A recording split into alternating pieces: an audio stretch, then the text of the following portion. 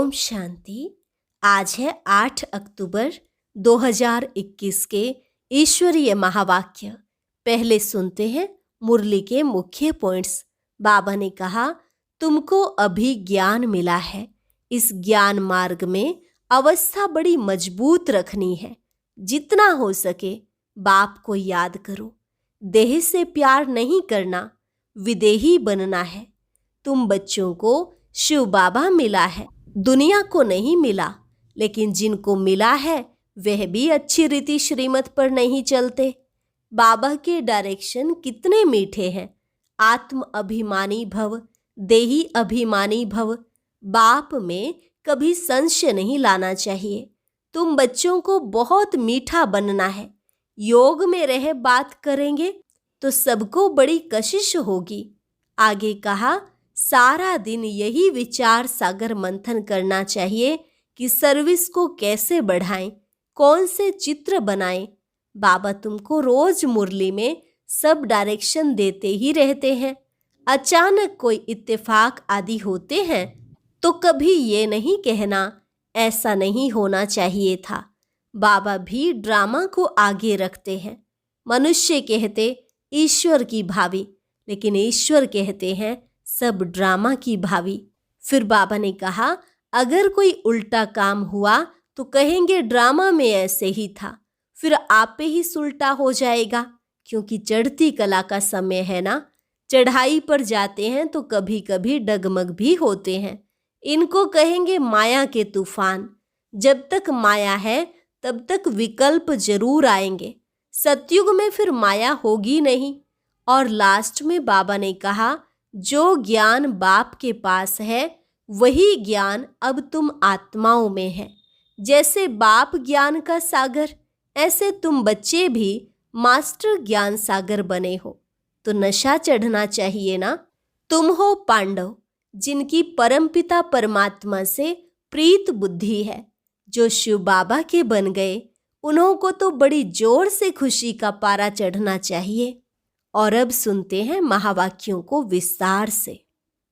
मुरली का सार। मीठे बच्चे, अब विदेही बनने का अभ्यास करो। अपनी इस विनाशी देह से प्यार निकाल एक शिव बाबा को प्यार करो। प्रश्न, इस बेहद की पुरानी दुनिया से जिन्हें वैराग्य आ चुका है, उनकी निशानी क्या होगी? उत्तर, वह इन आँखों से जो कुछ देखते हैं वह देखते हुए भी जैसे नहीं देखेंगे। उनकी बुद्धि में यह होगा कि यह सब खत्म होना है, यह सब मरे पड़े हैं। हमको तो शांति धाम, सुख धाम में जाना है। उनका ममत्व मिटता जाएगा। योग में रहकर किससे बात करेंगे तो उन्हें भी कशिश होगी। ज्ञान का नशा चढ़ा हुआ होगा। गीत ओम नमो शिवाय। ओम शांति। बाप कहते हैं, मीठे बच्चे, तुम शिव बाबा को जान गए हो। फिर यह गीत गाना तो जैसे भक्ति मार्ग का हो जाता है। भक्ति मार्ग वाले शिवाय नमः भी कहते हैं, मात पिता भी कहते हैं, परंतु जानते नहीं हैं। शिव बाबा से स्वर्ग का वर्षा मिलना चाहिए। तुम बच्चों को तो बाप मिला है, उनसे वर्षा मिल रहा है, इसलिए बाप को याद करते हो। तुमको शिव बाबा मिला है, दुनिया को नहीं मिला है। जिनको मिला है वह भी अच्छी रीति चल नहीं सकते। बाबा के डायरेक्शन बड़े मीठे हैं। आत्म अभिमानी भव, देही अभिमानी भव। बात ही आत्माओं से करते हैं। देही अभिमानी बाप देही अभिमानी बच्चों से बात करते हैं। वह तो एक ही है। सो तो मधुबन में तुम बच्चों के साथ बैठा है। तुम बच्चे जानते हो कि बरोबर बाप आए ही हैं पढ़ाने।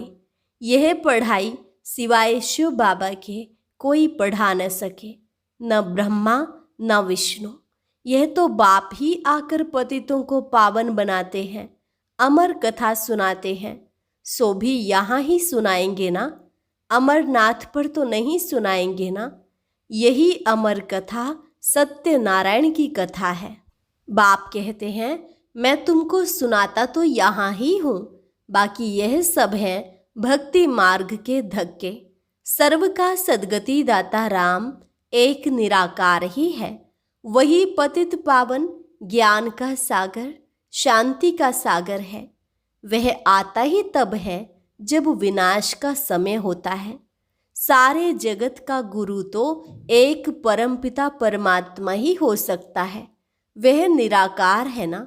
देवताओं को भी मनुष्य कहा जाता है, परंतु वह दैवी गुणों वाले मनुष्य हैं, इसलिए उनको देवता कहा जाता है। तुमको अभी ज्ञान मिला है, ज्ञान मार्ग में अवस्था बड़ी मजबूत रखनी है। जितना हो सके बाप को याद करना है, विदेही बनना है। फिर देह से प्यार ही क्यों करे।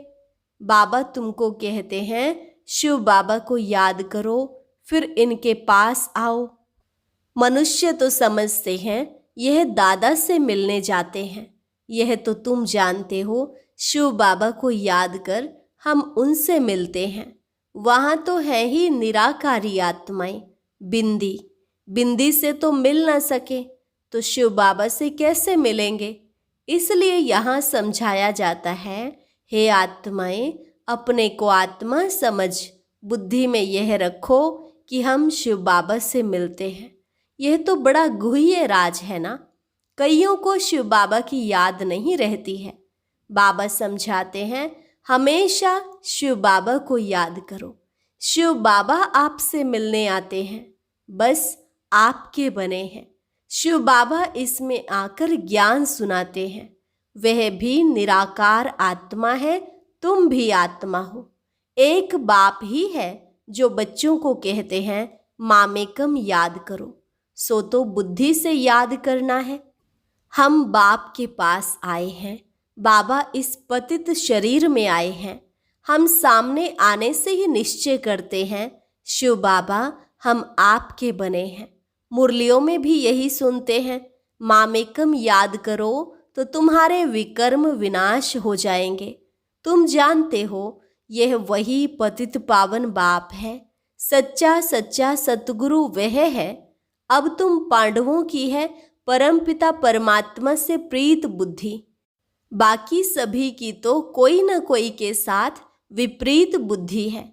शिव बाबा के जो बनते हैं उन्हों को तो खुशी का पारा बड़ा जोर से चढ़ा रहना चाहिए। जितना समय नज़दीक आता है उतनी खुशी होती है। हमारे अब 84 जन्म पूरे हुए, अब यह अंतिम जन्म है। हम जाते हैं अपने घर। यह सीढ़ी तो बहुत अच्छी है, इसमें क्लियर है।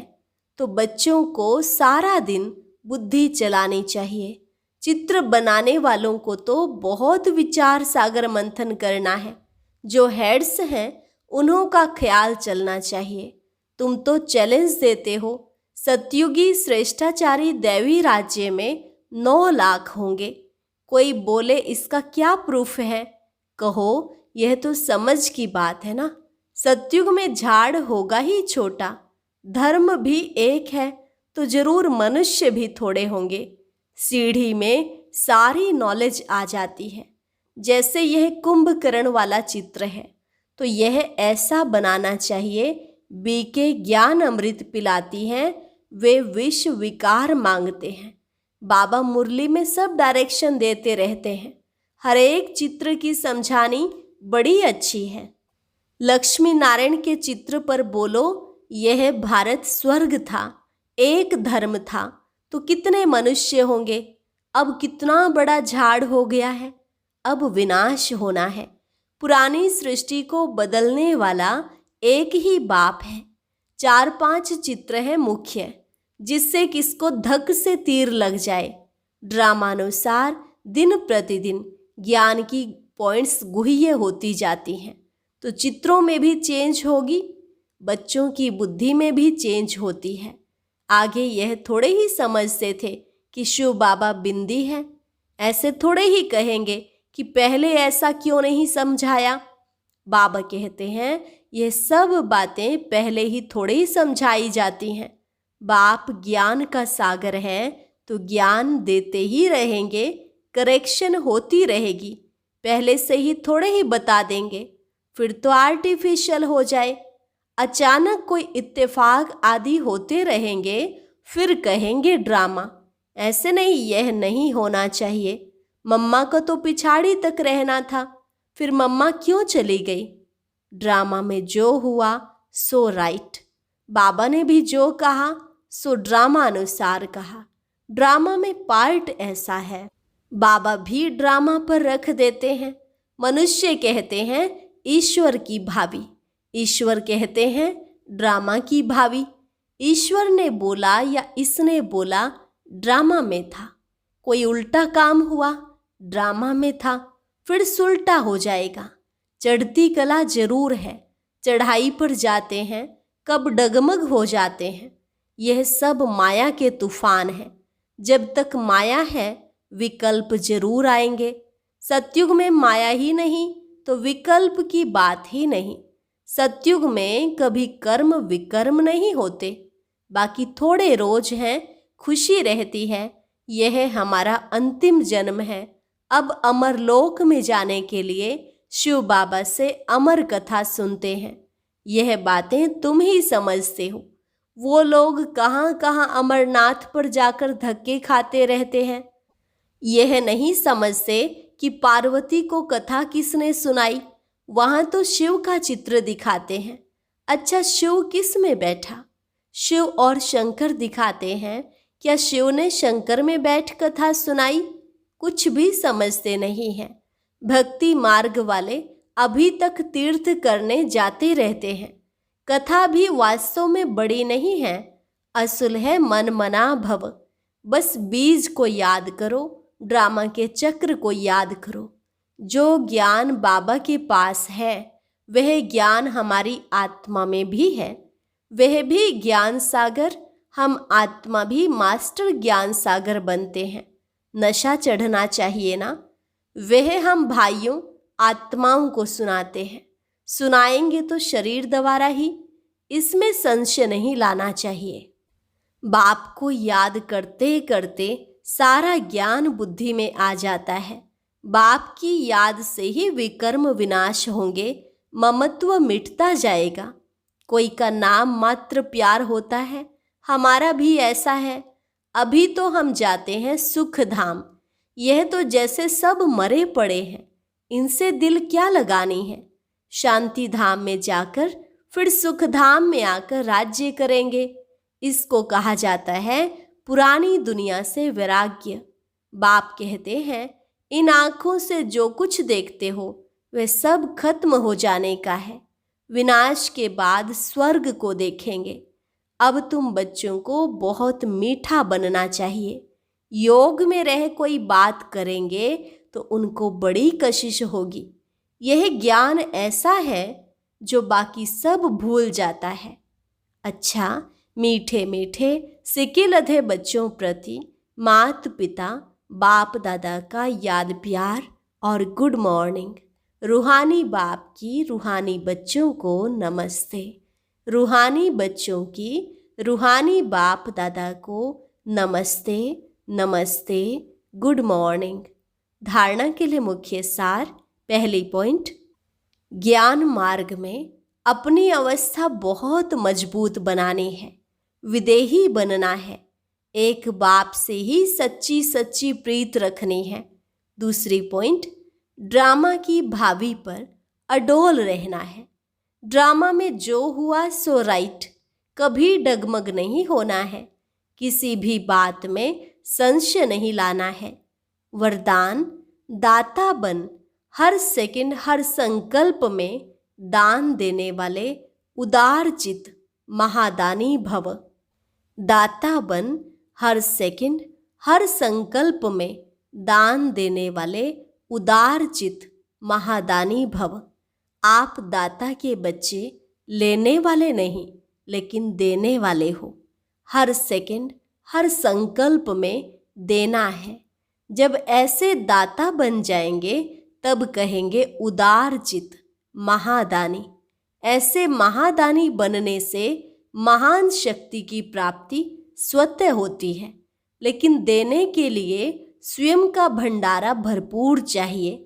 जो लेना था वह सब कुछ ले लिया, बाकी रह गया देना, तो देते जाओ, देने से और भी भंडारा भरता जाएगा।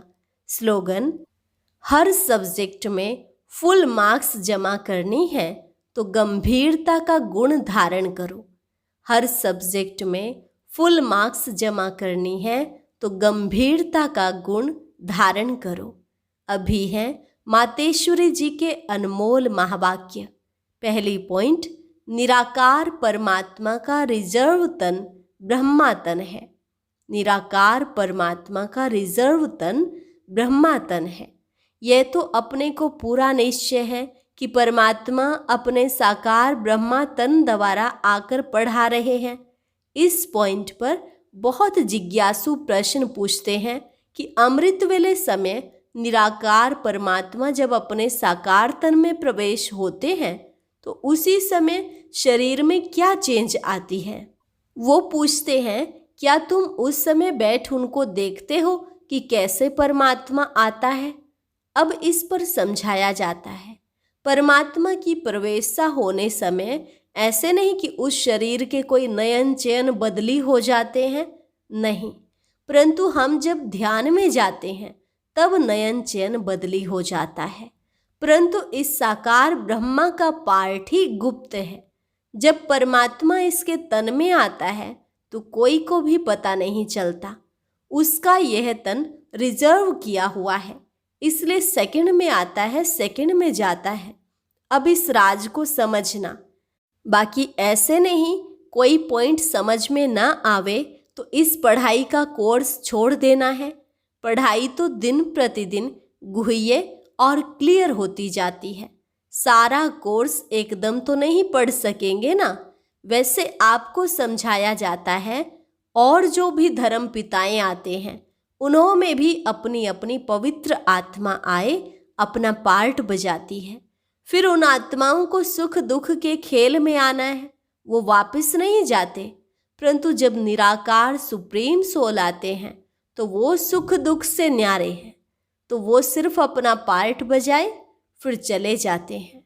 तो इस ही पॉइंट को हमें बुद्धि से समझना है। दूसरी पॉइंट, आत्मा और परमात्मा में गुणों और ताकत का फर्क। आत्मा और परमात्मा का अंतर इस पर समझाया जाता है कि आत्मा और परमात्मा का रूप एक जैसा ज्योति रूप है। आत्मा और परमात्मा की आत्मा का साइज एक ही रीति में है। बाकी आत्मा और परमात्मा में सिर्फ गुणों की ताकत का फर्क अवश्य है। अब यह जो इतने गुण हैं वो सारी महिमा परमात्मा की है। परमात्मा दुख सुख से न्यारा है, सर्वशक्तिवान है, सर्वगुण संपन्न है, 16 कला संपूर्ण है। उनकी ही सारी शक्ति काम कर रही है। बाकी मनुष्य आत्मा की कोई शक्ति नहीं चल सकती है। परमात्मा का ही सारा पार्ट चलता है।